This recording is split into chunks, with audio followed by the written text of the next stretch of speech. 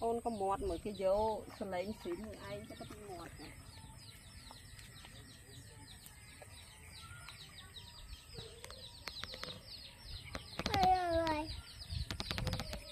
đã nắng nắng rồi